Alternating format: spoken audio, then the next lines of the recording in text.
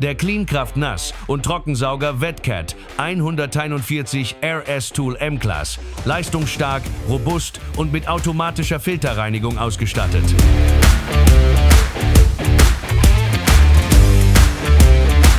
Halterungen für Schlauch, Netzkabel und Saugrohre sorgen für Ordnung.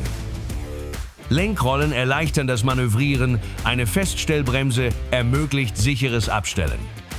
Er ist ausgelegt für gefährliche Stäube und eignet sich für das Absaugen von Hartholz, Stuck, Lacken und Beton. Das kompakte handliche Design macht ihn ideal für Industrie, Handwerk und Baustellen. Eine integrierte Steckdose ermöglicht den Anschluss von Elektrowerkzeugen. Der Automatikanlauf startet den Sauger automatisch beim Einschalten des angeschlossenen Geräts. Die Saugleistung lässt sich bequem über einen Drehknopf regulieren. Die automatische Filterreinigung erlaubt Arbeiten ohne Unterbrechungen und mit konstant hoher Saugleistung. Ein M-Klasse Flachfaltenfilter mit einer Filteroberfläche von 5000 Quadratzentimetern sorgt für zuverlässige Filtration.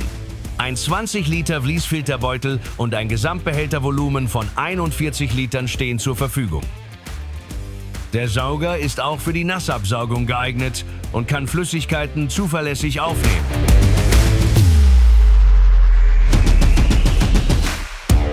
Der elastische und flexible Saugschlauch widersteht hohen Belastungen. Optionales Zubehör wie Fahrbügel oder Boxenaufnahme unterstützt den organisierten Transport verschiedener Werkzeuge. Der Cleancraft Wetcat 141 RS Tool M-Class. Kompakt, durchdacht und professionell ausgestattet.